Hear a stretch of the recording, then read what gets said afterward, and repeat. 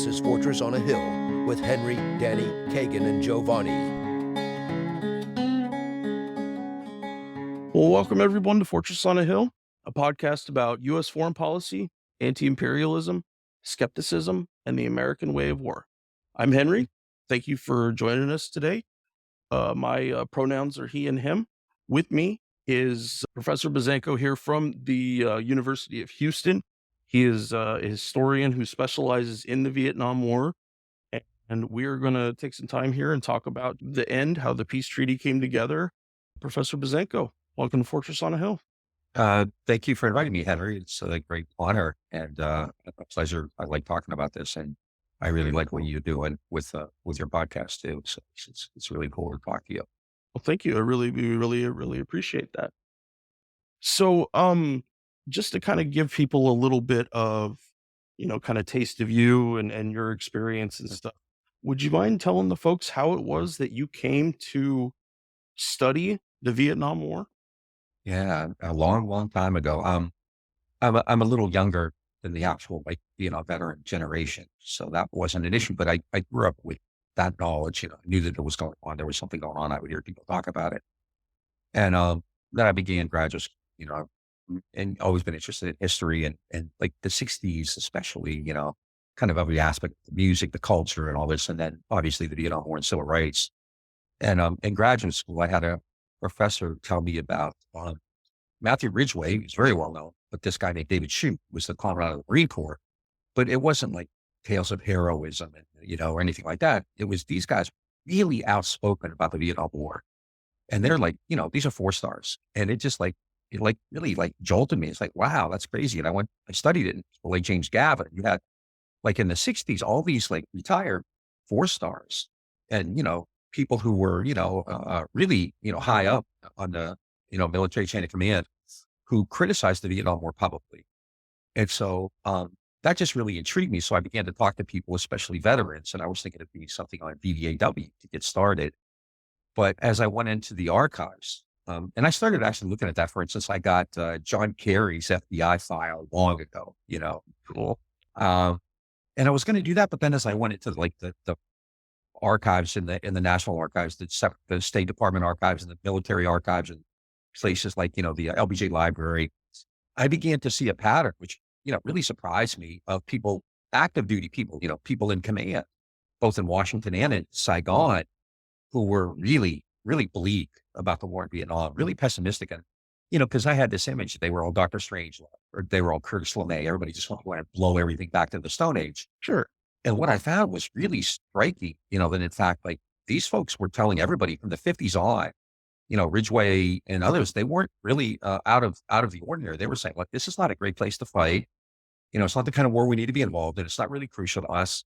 The government there that you're backing is not popular, whereas the other guys are. Ho Chi Minh is nationalist, military intelligence, at every level said, if there's an election here, Ho Chi Minh is going to win overwhelmingly. It's a bad place to fight. We're not trained to fight guerrilla wars. We're trained to fight, in Europe with B-52s. And throughout that entire period of the Kennedy years, since I've been recently doing a lot of debating against the Kennedy conspiracy people who basically say Kennedy was going to get out of Vietnam. And I was like, no, the military didn't want to be in Vietnam. He had plenty of ways to get out if he wanted to, and I just kept seeing that, and it struck me, and I just kept digging further and further into the archives. And I found, just this incredible collection of documents from people at all levels, village advisors to the, deputy chiefs of staff, the Army chief of staff, Harold K. Johnson, Earl Wheeler. People in the Marines were really critical of the war. They believed that, the U.S. should be trying to, actually get involved in some kind of real pacification program because the war wasn't worth fighting. Even LeMay, who's, a hawk by any standards, essentially his idea was this war ain't worth fighting, so we might as well just use airplanes so we don't lose anything in it, which came from a very negative perspective. So that's kind of what got me into it. It as somebody, from the left, it blew me away because I thought all generals were crazy. And I've actually ever since then now, for 30 years, I've been studying people in the military, like Milley in 2020, was really a fascinating character to me because of the way he took on Trump ultimately, right? And recently Milley has called for, negotiations in Ukraine. And so, it really challenged my view of people in the military. I thought they were all kind of gung ho, but as I talked to people, especially initially VVAW, veterans who told me incredible stories and some harrowing stories. And then I started looking at the archives of these officers, and it just like really opened me up to, I think an important way of thinking on the left too. I mean, not everybody on the left is anti-military, everything about it. I've been to plenty of peace, demonstrations and things where the deaths for peace and, when groups like yours about Facebook there, I've had a lot of students who are vets who are really fascinating in a lot of ways.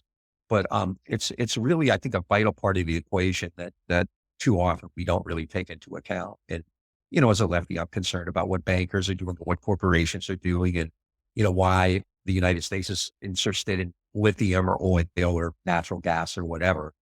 But I think, I don't do anything now without also looking at what the kind of military is saying and what soldiers think about what's going on there as well. Because I think just in every way, that's, like in 2020 when, Trump was thinking about calling the military out of the streets, and, the military's 40% non-white, and I think that's something that, it really became, I think, a stabilizing force. And I think that's something I would have never thought about before this. So it's really become an important part of my academic and political life as well.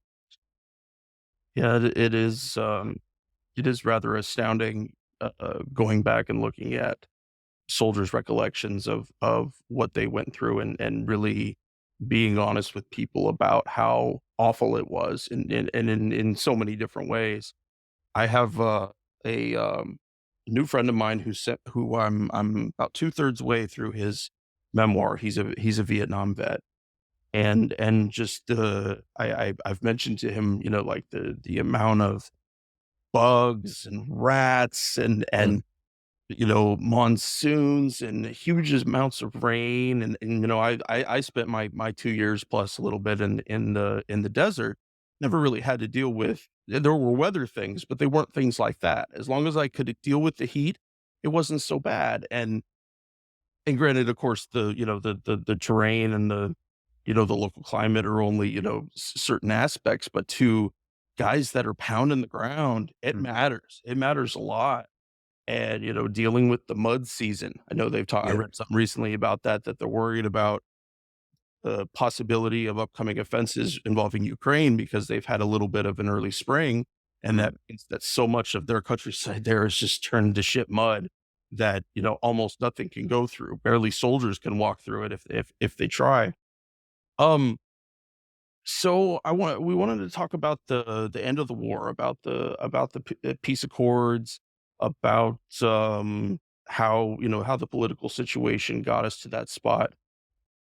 And there's one thing I wanted to discuss before we do that, and that is specifically what we're talking about, is about the status of dissent and troop morale that was happening during those times, and certainly the role that they played into those things. And also the status of fragging, not Mm. specifically about that, but that's certainly included in the discussion, but also about the composition of the forces that were left during that time as the war Mm. officially ended. Because it was when that actually happened, the vast majority of the army had already Mm. left Vietnam. I'll let you tell it, please. Okay. Yeah. I mean, within 18 months, I think Nixon had drawn down to about 140,000 troops and ramped up the air war. But, in terms of the morale, I mean, this is an issue that has really, I think, gotten a lot of attention in the last 20 years. So the late John Prados, I don't know if you're familiar with him, did great work. He just died like a few months ago. Did a great book on VDAW. He was very active with a lot of these guys too. He was at it. So there's been some really good stuff done on VDAW, oral histories and documentary histories. But I mean, that's something I kept coming up across in talking to people. And I think that's another part of the war that really has to be taken into account. You hear stories about World War II, the good war and all that. And Vietnam, and I'm sure there were plenty of people in World War II who wanted to get the hell out of there. They were there for 3-4 years in some cases, right? But in Vietnam, it was a different war. I mean, it was a war in which they kind of got a lot of media about. They were reading about it. There was an anti-war movement at home communicating with them. They were reading about like Noam Chomsky and Howard Zinn and, the Black Panthers and stuff like that. And then, there's a civil rights movement going on. There's this kind of cultural revolution occurring, and that is occurring in the army, in the armed forces in Vietnam and on American bases, right? So you have this active like coffee house movement, the great documentary Sir No Sir, which is fantastic. Covers that in great detail. A lot of these soldiers began to ask why, like, why are we here? Why are we doing this? We're going this far away. If who ever heard of Vietnam, we're supposed to be fighting the Russians and saving the country from communism. And there's this little country here. It's, mostly peasant agricultural place. At home, you have a civil rights movement. And so, you have this real tension in the army between black and white soldiers. So there's clearly racial issues there. You have drug usage. I mean, there's a debate over that. I mean, just anecdotally, pretty much everybody I've talked to, said that there were a lot of drugs in Vietnam. It was just easy to get. And I mean, not just marijuana, but, hard stuff, heroin and opioids, because it's right there in the little triangle. And, the great Al McCoy book, The Politics of Heroin, talks about the role that the Southern government, the ZM, and then later, Lit Band 2 played in, actually getting part of that trade, we're invested in it. So drugs, there's a morale issue. You mentioned fragging.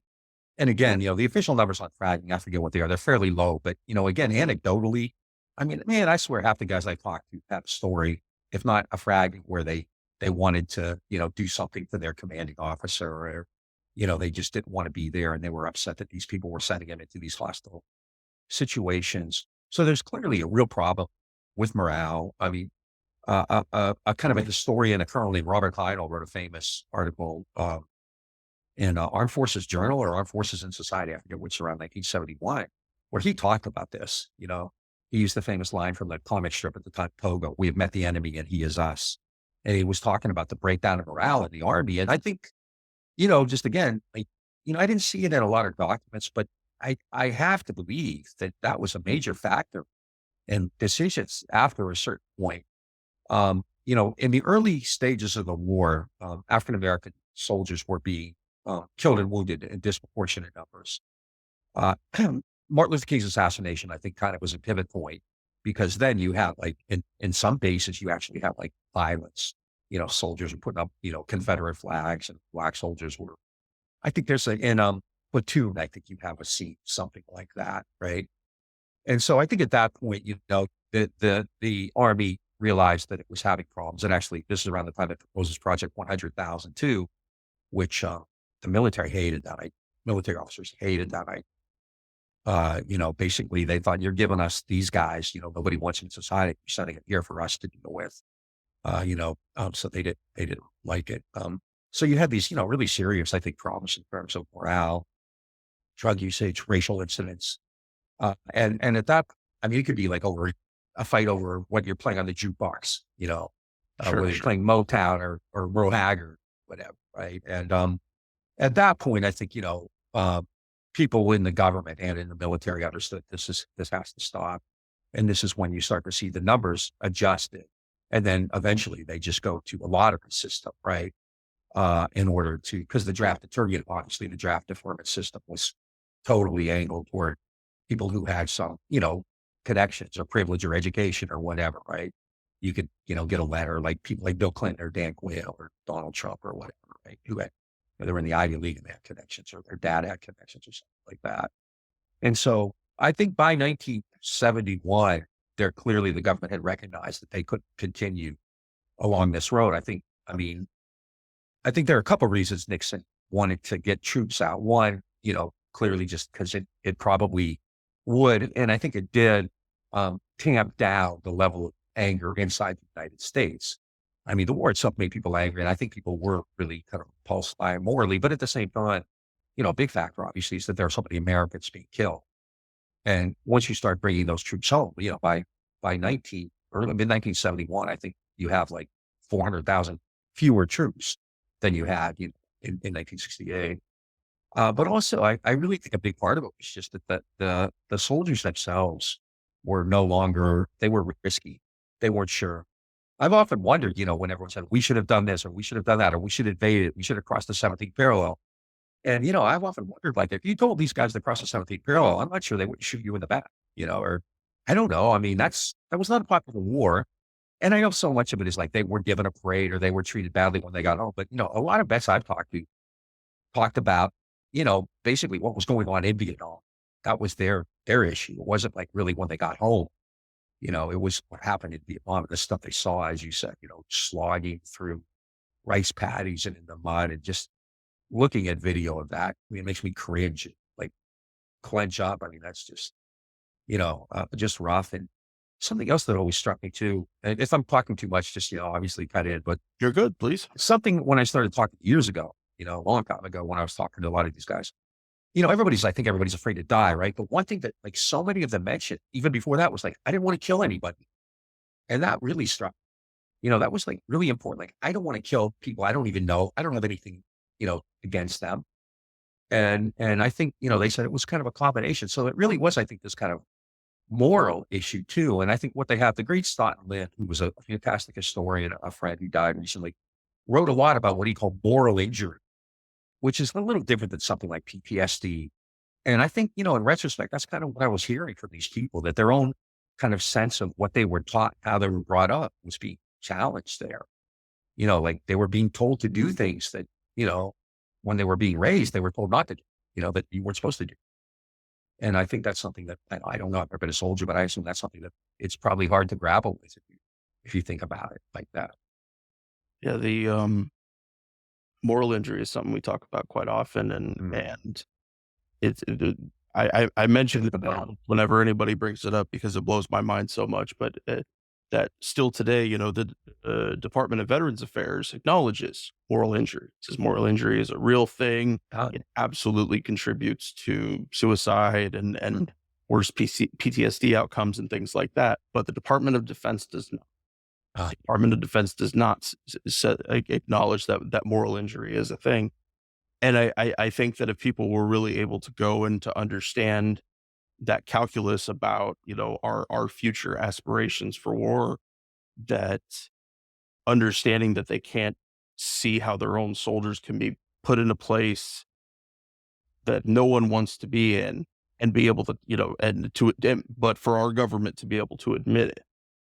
And that's the much harder thing, because you'll have like even like before, when PTSD wasn't as important as it was, that it took however many different, doctors and providers in however many ways to say, yes, this is real. It's hurting our guys horribly. We can't pretend that it's not a thing, that it doesn't happen. Um, so I wanted to talk about a comment I heard Noam Chomsky mention to you mm, on one of your interviews with him. Great discussions, by the way. I thank you. really enjoy you guys getting to talk. They're really interesting discussions. But he had mentioned specifically about the drawdown in Vietnam, and how that you, as a president, as somebody who sends troops into combat, that you would not want to fight a colonial war or a really nasty war with draftees. That it's not, you're just not going to be successful at it, for one.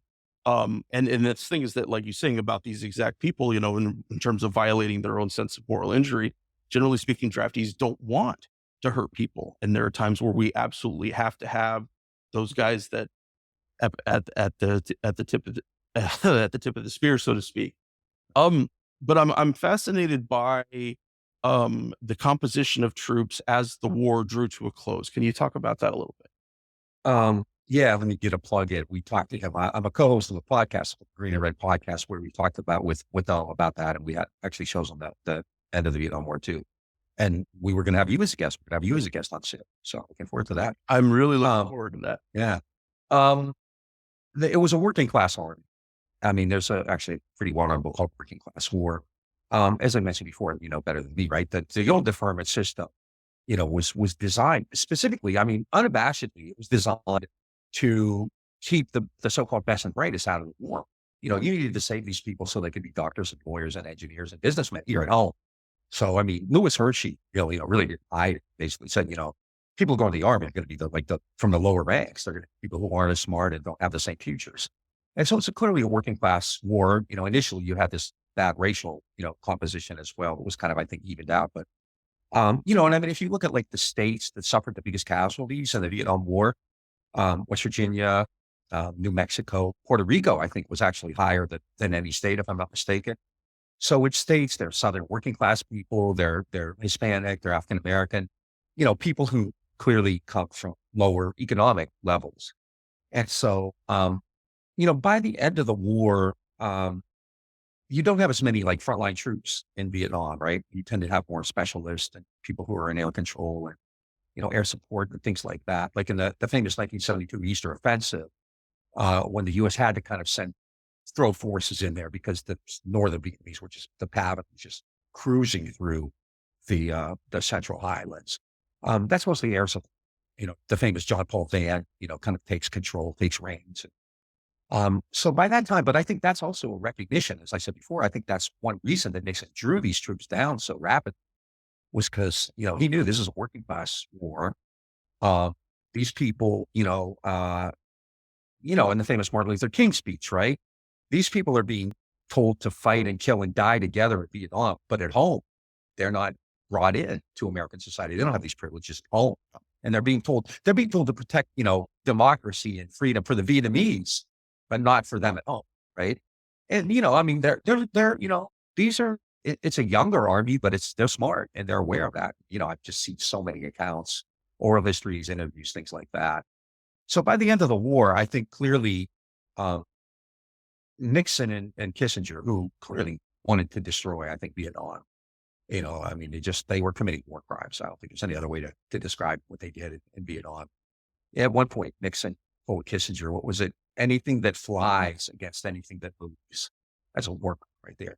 And so I think by that point, and to get to Chomsky's point, I think there was a recognition, as he said, it may not be a colonial war technically, but the reality is, inside Vietnam, after French, after, brief period of Japanese occupation, they think they're independent. They think they're sovereign. And then the Americans come back in and then they fight the war against the French. And then again, they think they're independent. They think they're sovereign.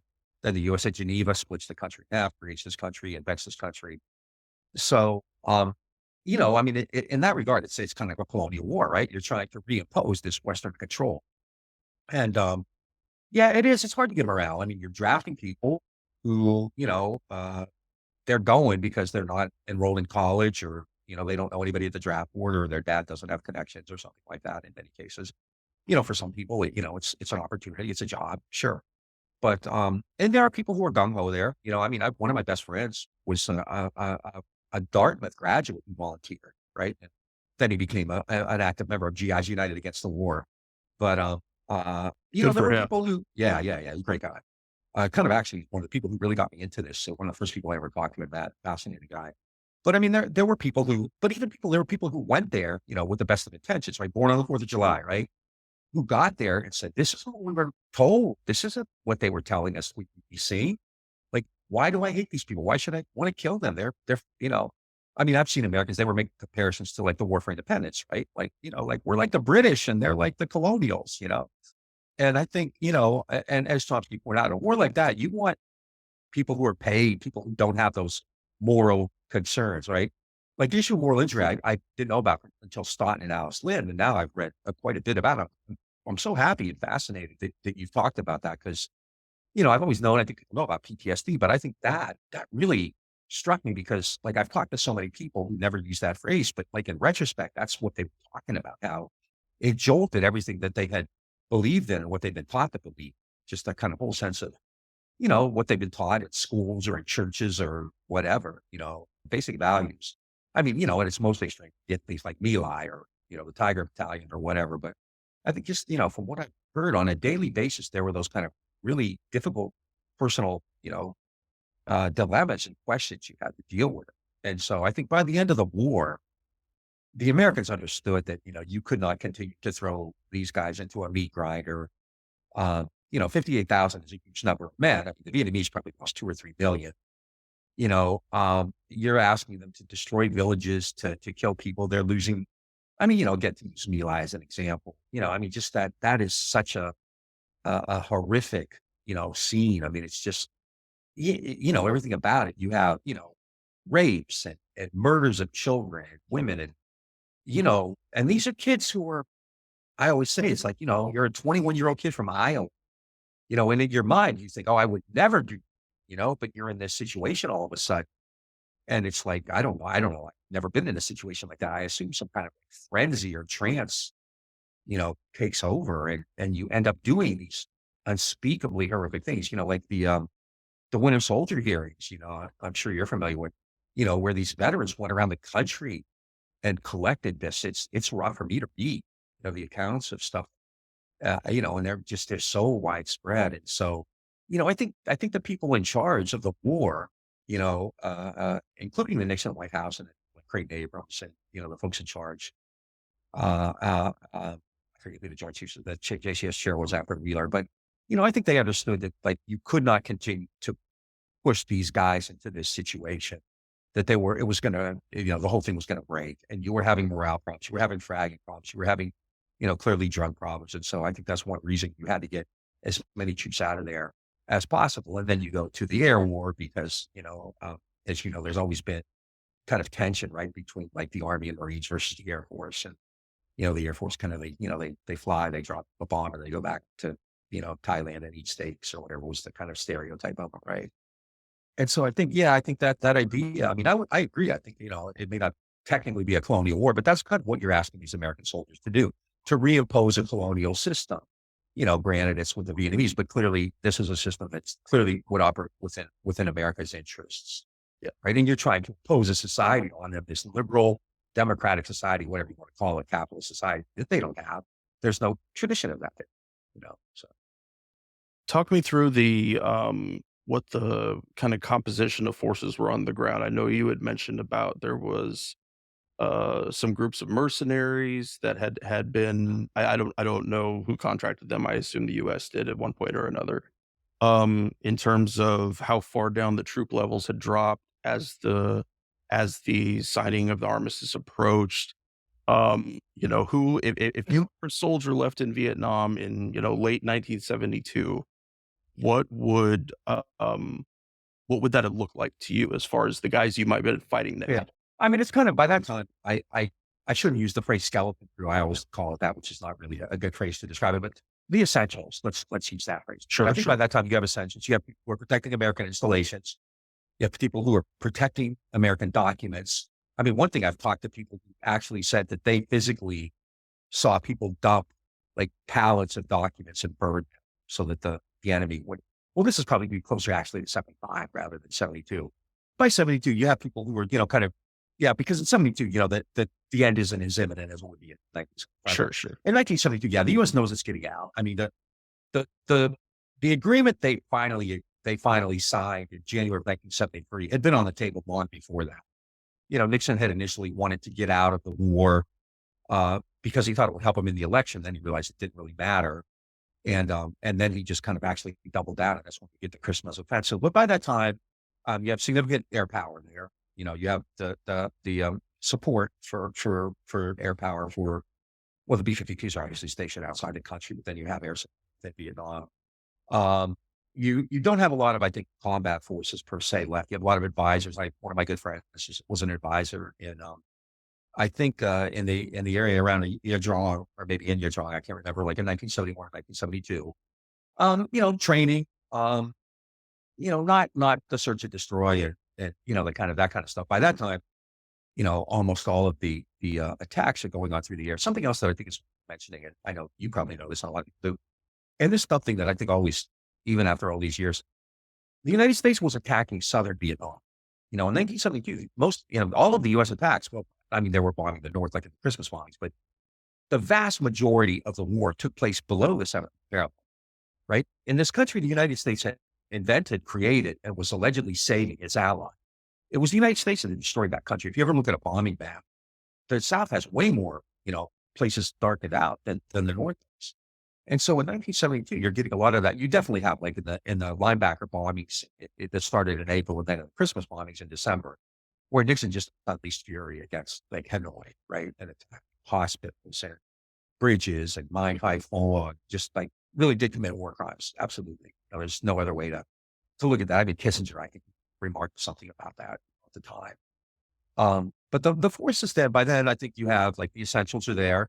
They're not like out actively seeking combat. You still have them advising, working with Southern troops, with with armed troops. And, I'm not sure. I can't speak specifically about how many Korean troops or Australian troops were still there in 1972. There were, some number, not nearly obviously as many as the Americans of Australian and Koreans there. Uh, you did have, it wouldn't be like, like Blackwater in Iraq or Afghanistan. You didn't have numbers like that, but you did have some, kind of, soldiers for hire kind of thing, but I don't think, a huge number. But I think, by that time, it's an air war. It's a war to create, like ultimate devastation through the air. I always call it the Empire Strikes Back. Like I think after Tet, after that initial trial, the U.S. knew it wasn't going to win the war. And so it just figured, let's just beat the hell out of it, make it impossible for them to really like enjoy their victory, which I think worked, but by the end, yeah, it's a crew of essentials. Um, by the end of 72, I think it's under 100,000. I'm pretty sure it is. But again, I don't have, like I said, I didn't think to look that up. I think the what you were thinking about for Kissinger was calculated barbarism. Yes, that was, That's the one. yeah. I think one of it, yeah.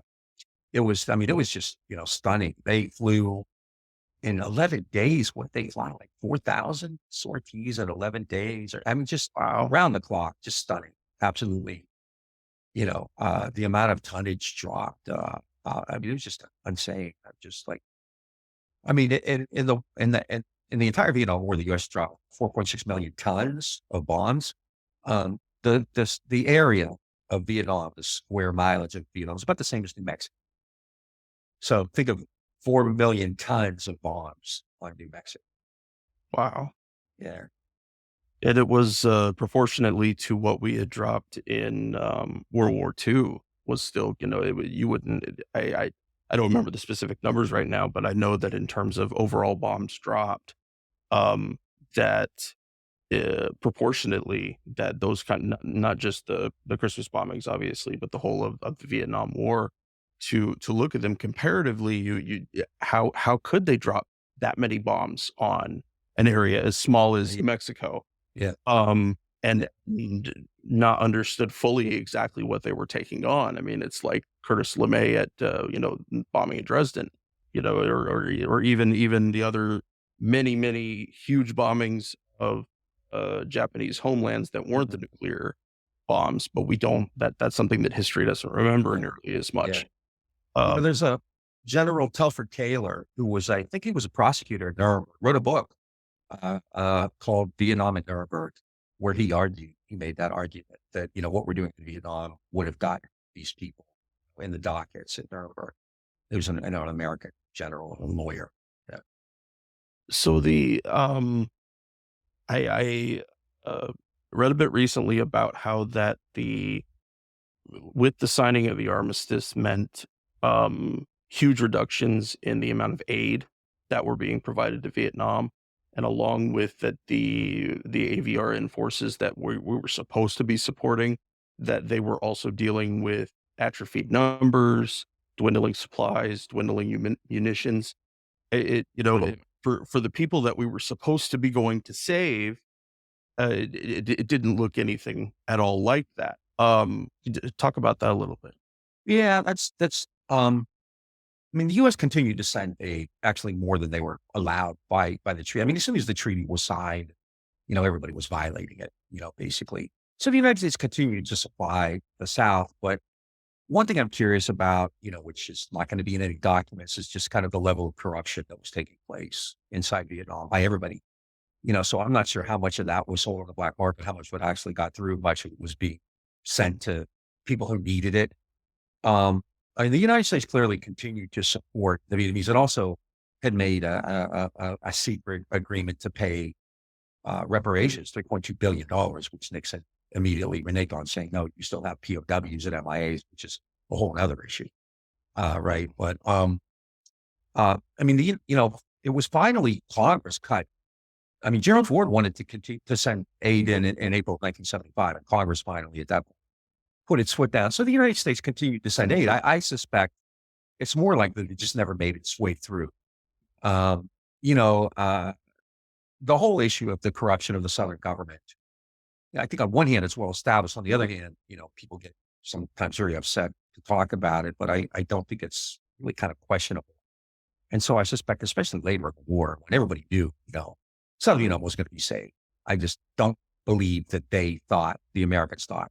I don't think Kissinger and Nixon thought they were going to win or that they could win. I think they just wanted to inflict maximum immense damage, to kind of just, kind of like salting the earth kind of thing. Right. Yeah. Yeah. I think the Americans talk a lot. I mean, I live in Houston, Texas, and so there's a significant, big Vietnamese community here. It's one of the biggest in the country, second or third biggest. And so, not so much anymore. But when I first got here, I talked to people who some of them had been veterans in the Army, and some had been first generation after that, the children.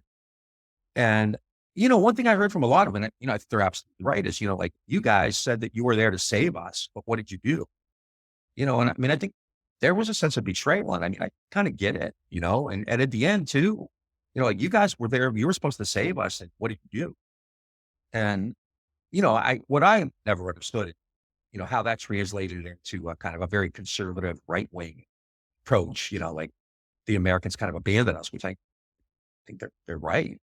And I think by the end of the war, 1972 through 74, I don't think the Americans really cared all that much about the average Vietnamese. They were trying to preserve this thing, who knows what you even call it by that time, that they had created. They were hoping to have this kind of economic partner or this outpost against communism, which, I mean, they couldn't have believed that was possible. I just don't see how you could have read the New York Times and Washington Post and see the truth, let alone the documents that are available now online, So, I mean, I think the Vietnamese, the Southern Vietnamese, have a legitimate reason to feel alienated and betrayed by their so-called allies. I don't think the Americans blew up their villages. The Americans massacred their people. You could have 3 Viet Cong in a village and you go in and kill 50 of them, or 400 of them, or whatever, just based on speculation, bad intelligence, or whatever. I wanted to ask about, this might be going back a little bit in time, but I wanted to ask about Bob Kerrey. I just got a chance to read just a few little tidbits about him today. The documents that were given to him at the end of the 90s about it wasn't the battle that he was very famous for. It was one that happened earlier. He finds out these documents about this battle that he was in long time ago. And I don't know that it completely, flipped on its head the narrative that he gave people as he was reading that story. But there was certainly some questions about it. And then magically he doesn't run for re-election almost immediately after that. And he was also in the running to potentially run for president. He was going to go in the primaries against Al Gore. And immediately as I'm reading it, and I haven't read a ton of stuff on Vietnam, but I've read quite a few things. And the one that I think has been the most illuminating in terms of what it really looked like to your average Vietnamese person during that time was Kill Everything That Moves by Nick Turse. Yeah. And so, he had this, this kind of apoplectic response, is that they found these people that were in the middle of the village, obviously hiding from the SEALs, because he was part of one of the first SEAL teams. And also this is true for a lot of other battles in Vietnam, is that wasn't a concern of theirs, that innocent people in the village were not a concern. It went against previous reports that he had put in, that they had surveyed the area. They said it's all women and children. And then they come back and they pretend like it's back at, back during a different time of the war. I'm curious to know how you see that incident as a historian of Vietnam, just off the top of your head. I hadn't thought about that for a long time. And as soon as you started talking about it, all came back to me. And I remember that quite well now. Kerry had, kind of had this reputation as like the good guy, the good soldier, and that comes out and you see it's an atrocity, right? And unfortunately, and when Nick Turse's book came out, those of us who study were not shocked by it. I mean, all of us, I think what he did was he collected all this stuff, but all of us had kind of at some point either heard or seen, people who talked about that. obviously My Lai was very well known, but one thing that like so many, I interviewed Seymour Hersh earlier today for our podcast. He broke the My Lai story, right? I mean, you heard about stuff like that all the time in Vietnam. Maybe not like My Lai, which was so immense, but then after that, you saw the Toledo Blade put out the series about the Tiger Battalion. You started to hear all these other stories. Then the Bob Carey story broke, and this kind of like opened up the this floodgates, right? And I talked to a lot of vets who had accounts like that, and in some cases it seemed like they just blocked it out, and then it kind of came back to them. And you can see in some cases, I don't remember Carey's response. At the time, I was upset. I remember that, like I didn't like the way he'd handled it. But I've also talked to people who told me like harrowing stories, so much so that like, as somebody who's never been in war, my first thought is, are they making that up? Like, no, that's, one guy was talking about pushing Vietnamese, suspects, really not, the alleged Viet Cong out of helicopters, they just out of helicopters. I was like, no, they did that, like there's part of you that can't believe that. Oh, absolutely. It seems unbelievable. And then I talked to other people who said, oh yeah, that was done. And then I read accounts like, oh yeah, that was done. It's like, okay, I guess it happened. Right. And so I've talked to, and I've read plenty of accounts, absolutely, of that. But even at this point, after all these years, I'm still somewhat like, I don't know, not shocked. Like how do humans do that kind of thing? Yeah. It goes back to that. Like you're a 20-year-old kid from Ohio or whatever, and you're in My Lai, you're in the village, and you do things that you didn't think were humanly possible based on everything learned to that point in your entire life. Right? And the people who put them in that position, I mean, in a lot of ways, like VVAW actually kind of supported Cali to the point where they said, look, he's a scapegoat. He's just taking the fall for people higher up who put these orders in, made us do this. Yeah. And I always wondered about that. Like, it's just to send somebody out, with kind of kill everything that moves, right? Everything that flies against everything that moves, that kind of thing.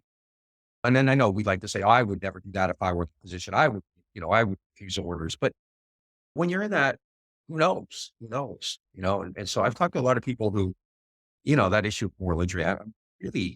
I'm really glad that that's kind of out there, because I think it's so important, because, it's like, you could allegedly go to a therapist, like you have PTSD, you could mark this out. Religion is something, I think that's very deep, and it's just so big.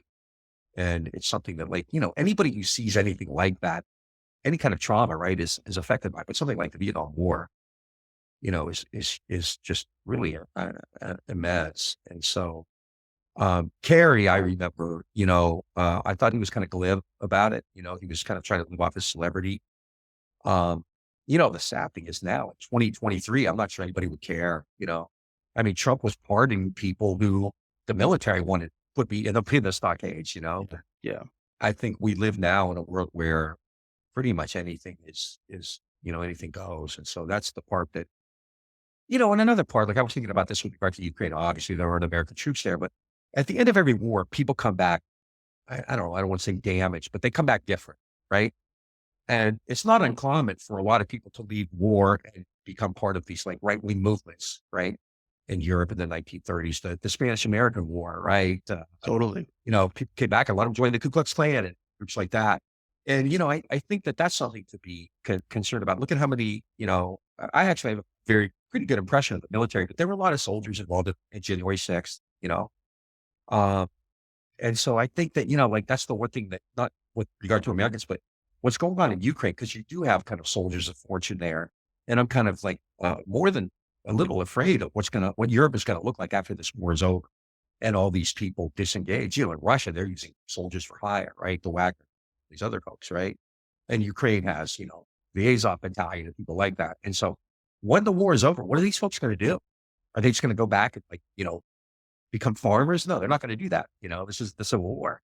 So I really am concerned about what that could lead to, because you often have this, where people see this and they're just kind of brought down to a different level of being, and they come back and they're unable to escape. They've just been part of it. And I've thought about that with regard to UK and Russia a lot. I would have to say that in a lot of ways, I do agree with that assessment from BVAW that soldiers are cogs in the machine. And while we talk about, that every cog in the machine is required to make the war machine work. So if you work in finance or you work in signal or you work wherever you do, you're still helping guys who kill people kill people. It did, but to understand it from the strategic level where, people like Westmoreland and others that got to decide, and is, no different than, generals of today, is that um, I saw a thing a while ago. It was about the Army Inspector General, and he was giving a briefing to a congressional panel about, just officers that had gotten in trouble in the military. And somebody said that, it's like, it seems to me like, I feel like these officers are getting off a little easy. They're not, and his response was that the Army absolutely crushes general officers in that way, that and I think I actually met the man. I knew him when he was a colonel. He was a brigade commander of mine. I felt he was giving too much overhead cover for the kind of generals like, Westmoreland, like people like Curtis LeMay, who, did, at their very place at the top of the pyramid, send all of these young people who didn't have experience in war and had them do all these things. Now, of course, it's on those individual soldiers, Marines, whomever, to say, this is not what I signed up for, too much, object, maybe become a conscientious objector. But, is that it's entirely possible that the guys that, had joined the Army in, the early parts of the Vietnam War, that, it's like, what if, they had listened to the generals? What if after Kennedy had been killed, that LBJ had listened to his generals, and it did not happen? And those guys are, they're playing Frisbee golf or some other, whatever stupid drunk game soldiers are playing together. And that, is, if it was not for those decision makers and those people who said that it was going to happen, is that none of those people would have been there. And that would have happened. That's not to excuse, their behavior back here by any stretch of the imagination, but the worst of the worst is what happens when we send elsewhere. Yeah. Well, in every situation, and war is very different, obviously, right? That's but in every situation, people who give somebody else orders to do something are held criminally liable, right? Yeah. Like if I'm a mafia, I hate to compare, but you get my right. If I'm a no, boss, mafia is a good example, right? If I tell you to go out and kill, somebody from another family, like that's on me. I'm charged with murder as much as you are. No, giving that order, that hit, right? And we do that in everything, right? Corporate CEOs get away with a lot too, right? But in the Army, so look at Medina and My Lai. Medina's the guy who totally got to kill everything in boot, basically. I think it was Ernest Medina, wasn't it? But Callie's the one who got not a lot, but he's the one who kind of took the fall for it, right? His name is honors. For the rest of his life, Callie will be associated with that. And, he did it. And I mean, I'm appalled. I mean, it just like etched when first time I ever saw him, I saw interviews with a brilliant documentary called 4 Hours of My Lai. But what about the people above that who created those conditions and made it inevitable that Callie and other people like Callie were going to do that? And, that's not to say, and I think that was BBAW's point about Callie. He's a scapegoat. What he did, what many of us did was wrong. But, you're letting everybody above us off the hook. And, in every other area in our society, people who do that are held liable as well, legally, but not generals, obviously. And, I mean, again, and I haven't talked to as many Iraq and Afghan vets, but I've had many, at the University of Houston. Some of my best students ever. I really, I've been active in the community in anti-war and anti-imperial work. And so, and I mean, they have really harrowing stories there too of what they saw, and, if you have a bit of a soul or a conscience, it's going to live with you. I've never been in it, but I just like seeing that, not just like their words, but just the kind of their eyes and the way they talked about it. You could see, it hadn't left. And, you can understand that obviously with that Ira could. So, switching back to a little more about the end of the war. You had mentioned earlier, and I'd like you to expand on this if you could, about that the agreements that were made in January 73 were essentially the exact same as previous agreements, very much similar to what happened with the Taliban and then Yeah. our departure from Afghanistan. Can you talk about that a little? Yeah. I mean, the main points, there was a lot going on, right? But the main points were whether enemy forces would remain in southern Vietnam in the RBN below the 70th. They would, because they're there. They're not leaving, right? I mean, that's just a fact, right? Who would, you're basically winning the war. No one's going to voluntarily leave. And so that's one. And the other one is like, would they be part of the government? They wanted to they had something called the Provisional Revolutionary Government in the South, which was kind of the remnant, well, not the remnants, but it evolved out of like the old National Liberation Front of the economy. So they called it the PRG, the Corruption Regional Government. Those are the two, I think, crucial issues. Like, who would be the government in the South and whether these forces would be allowed to remain in the South. The United States, I mean, and these issues have been on the table really since 1969 and 70 when the talks began, like kind of secret talks, right? So this had been like the main debate. There were other things, like the basic stuff, POWs and all that kind of thing, right?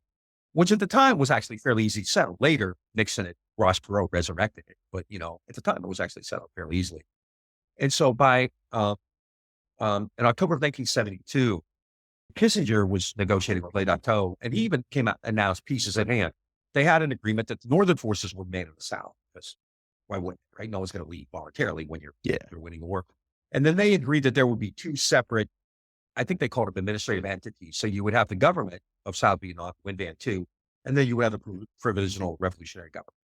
When the Nguyen Van II, the head of South Vietnam, found out about this, he issued a condemnation of the agreement. He called that he had 69 objections, and then there were 4 no's, and the no's were like no coalition government, no troops in the South. I forget what the other 2 were. The South Vietnamese thought Nixon had backstabbed him, and he kind of had, because he was doing these negotiations without their involvement, right? Then they kind of backstabbed Kissinger by publicly saying, no, we're not going to do that. We have 69 objections. We have these 4 things we don't agree with. Kissinger then turned and blamed the North Vietnamese. He called them a bunch of filthy, tawdry shits. And then Nixon amped up the air war against the North. What they agreed to in January is clearly what they had on the table in October, and really, really similar to what had been there for 18 months prior to that. Nixon thought that, like, at that point, much of this was surrounding the election. This is Watergate's just, finally started to happen too. But much of it was basically Nixon thought that he would be on better ground running for president if the war was over, or if the United States had achieved peace. He could run it. He had said, right, he was going to end the war, peace plan, peace with honor. So, but then, by October, he's so far ahead of McGovern and all the pollsters are saying it doesn't matter. You're safe. You're good.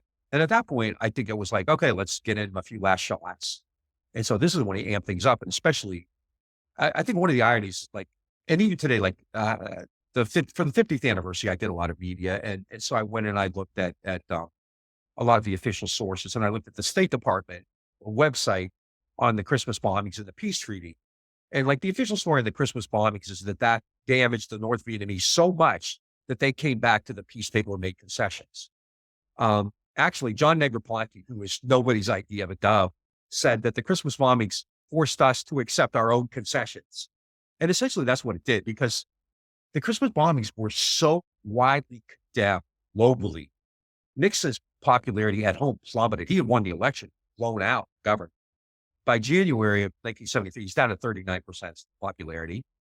Globally, everybody condemned. The Soviet Union and the Chinese said, hey, this is jeopardizing détente, what you're doing in Vietnam, because they had kind of backed off supporting the Vietnamese, right? The Chinese and the Soviet Union have. Neutral countries, European countries, people like Olaf Palme and Willy Brandt condemned the U.S., compared them to Nazis. I mean, there was just this massive global firestorm. And Nixon at that point realized, he had no choice. I mean, by that time too, he's probably an alcoholic. This is when, stories came out where, Kissinger is basically running the country because Nixon is drunk half the time and he's losing it. He's hallucinating and talking to Abe Lincoln's portrait and things like that. You have a guy who's like, I mean, we talked about Trump, who I think is probably, but Nixon too was out of it by the end, had nuclear codes, right? And so, in those final stages, yeah, I think it's striking, but the State Department basically takes that line, right? But the reality is, clearly those last several months definitely could have been avoided, but I would argue with a sincere effort the last, the Vietnamese clearly by Tet for certain, even maybe before that, but certainly by Tet, the Vietnamese weren't going anywhere. I mean, Tet proved that they weren't failing, right? We can argue lots and lots about what Tet actually meant or what it really did, but I don't think you can disagree that like Tet showed that America's claims to success were false at best and lies more likely than not. So after that, the United States doesn't have a whole lot of leverage other than renewed and continued destruction, right? And that's what it does. Linebacker continued the madman theory, right? Kissinger would say, well, I want to get this war, but Nixon's so fucking crazy. Nixon's so crazy. He's a madman. What are we going to do? And I mean, the Vietnamese made the concessions. They did. I mean, the North Vietnamese made concessions, but they weren't going to negotiate, like make their troops leave. Nobody would. And they certainly weren't going to allow the political alignment in the South to remain. They weren't going to just like say, yeah, the Southern government's still in charge. They just lost the war. People who lose the war don't get to stay in charge, except in the American South, after 1865. But so that I kind of laughed and I shook because it's really a horrific tale, right? Of continuing a war and destroying, a country even more. I mean, the linebacker bombings and the Christmas bombings, horrific. I mean, if the United States had not intervened in April when the Easter offensive took off, I mean, that war would have been over not long after that because the Vietnamese were the path just slicing through. You mentioned earlier, I forgot, you talked about the Southern Army. I mean, they had serious like desertion, morale, and their own issues, right? A lot of these guys, why are they fighting, right? So you had significant, I forget the numbers, like 20,000 a month, 30,000 a month, huge numbers of ARVN desertions as well. I mean, in the 70s, the ARVN was like the third or fourth biggest army in the world. The army of Southern Vietnam was the third or fourth biggest army in the entire world. So, yeah, it was I kind of get fired up when I start thinking about it. It was such a cataclysmic disaster that, I think we've forgotten about it. We kind of, made it kind of nostalgic. Oh, look at the music or look at the movies or that kind of thing, when it was just so destructive in so many ways. It destroyed a country, destroyed many countries, Vietnam, Cambodia and Laos as well, right? Helps bring the Khmer Rouge to power. In Laos, there are still 80 million unexploded little bombies in Laos. 80 million. Every year, like 1,000 people die or lose their legs in Laos today in 2023, right? There's a great group called Legacies of War working on that. So it destroys these countries. It does intense damage to, 58,000 Americans are killed, intense damage to who knows how many other Americans who are there. It divided the country badly, created these kind of cultural divides that are still maybe even worse today. It clearly changed the way, wars were fought. Most of the stuff that the United States did was outlawed, but, nobody cared. There was no consequence for it. So I really can't understate just like, how to me, cataclysmic it really was, how tragic it was for everyone who was involved. Well, Bob, I think that's a good spot for us to wrap it up for today. I really appreciate you taking the time to come and chat with me. We will have you back again to talk more about Vietnam. Can you share with the podcast listeners about your podcast and where they can follow your work? Yeah, it's Green and Red Podcast, Scott Parkin. You can just Google us or go on YouTube, Green and Red Podcast, or do my name, whatever, it'll come up. We've had some really good shows. We've done a lot with like talking about Vietnam. And I've been really involved in the JFK conspiracy thing with a lot of these people. I debate Oliver Stone, screenwriter. I talked to Jeff Morley, talked to Seymour Hersh today about the Nord Stream pipeline. And then I also have a blog at, it's Afflict the Comfortable, which is one word, afflictthecomfortable.org. That's great. Yeah, it comes from that old line. What was the job of I think it came from a newspaper guy. He said our job is to comfort the afflicted and afflict the comfortable, or something like that. So it's afflictthecomfortable.org.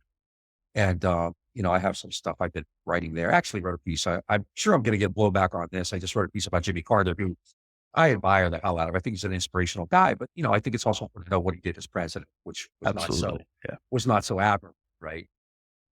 In fact, he encouraged China to invade Vietnam in 1979. So there's a lot of stuff on there, but yeah, just do a Google. I've written some stuff on Vietnam, but I love talking, and this is great. I love talking to people who, have kind of a knowledge of this and interest in it that, I mean, a lot of it was just people like, I interview a lot of people. I don't really know much about what they're doing. So when you Sure, talk to sure. somebody who has the same kind of, thing, it makes for really, really great. This was fantastic. And, I can't wait to talk to you, to kind of have you on the other side of the microphone, as it were. So, I'm really looking forward to that as well. I wanted to mention I really like your tagline for the Red and Green podcast, the media for scrappy radicals. I yeah. think that's wonderful. So Yeah. Yeah. We need people to be scrappy. I mean, it's tough out there. You can't be too delicate, They're that's it. playing for, be They are. scrappy. They are. No, we play for keeps, and Yeah. it's important that people have it because Americans have such ignorance about war. We've only if somebody ever happened to maybe they watched Platoon one time or something, and they've Yeah. it just comes out of that. But I'm grateful to know that there is a much wider community of people who do care about this history and really truly dive into how horrifying it was for the people that lived there. Um, I haven't got the chance to mention this to him. I hope I get to talk to him again. But we had Oliver Stone on Oh, wow. a couple times quite a while ago, and of his Vietnam trilogy of there's Platoon, and then Born on the 4th of July, and then Heaven and Earth, and I absolutely I will die on this hill that Heaven and Earth was the best of the Oh, three. okay. I felt Yeah. because it really told the full circle of things in that way. Mhm. And it included Americans and what they had been through, but it stuck with someone who had actually seen it, who had been born there, Mhm. and coming full circle. And Yeah. I just thought it was horrifying, but it was also beautiful in a lot of ways. And um, but that's our mission. That's what Mhm. we want to do, is we want Yeah. to be able to identify with those folks, because even though that like for draftees, certainly they didn't get the choice, but lots of other guys chose to said, I might do this. And especially today with the all volunteer force, everybody chooses. It's not maybe we'll have a draft again at some point, but it very much people today choose to go and to Yeah. follow orders and hurt innocent people and do all those things. Yeah. And that's the thing we want to change. Maybe I'm fantasizing. I often thought if there was a draft, no deferments, everybody's kids was eligible. They would never go to war, senators' kids, bankers' kids, Hollywood kids, all of them. Everybody's eligible. Yeah. I agree with you. Absolutely. I think because it has to be, is that there has to be that connection between the population and what their government is doing. And if we're not willing to take those steps, then, because that was something that helped bring the war to a close. Yeah. For the Iraq war, that, or Afghanistan or Mhm. anything post 9/11, that wasn't even a question. It's just, we send them because they signed up to Yeah. be sent wherever. So Bob, thank you. Thank you for Thank your you, time. Henry. I for really coming on. appreciate it. I like what you're doing here. I can't wait to talk to you some more. All right. Really great. Thanks. Take care, and we'll talk again soon. Thanks. Money is tight these days for everyone. Penny pinching to make it through the month often doesn't give people the funds to contribute to a creator they support. So we consider it the highest honor that folks help us fund the podcast in any dollar amount they're able. Patreons is the main place to do that, and for supporters who can donate $10 a month or more, they will be listed right here as an honorary producer, like these fine folks: Fahim Shirazi, James O'Barr, James Higgins, Eric Phillips, Paul Appel, Julie Dupree, Thomas Benson, Janet Hanson, Daniel Fleming, Michael Karen, Ren Jacob, Howard Reynolds, Rick Coffey, Scott Spalding, Spooky Tooth, and the Status Quo podcast. However, if Patreon isn't your style, you can contribute directly through PayPal at paypal.me/Fortress on a Hill. Or please check out our store on Spreadshirt for some great Fortress merch. We're on Twitter and Facebook.com@Fortress on a Hill. You can find our full collection of episodes at www.fortressonahill.com. Skepticism is one's best armor. Never forget it. We'll see you next time. Come on, you good people, and listen to my song. I hope you'll pay attention I will know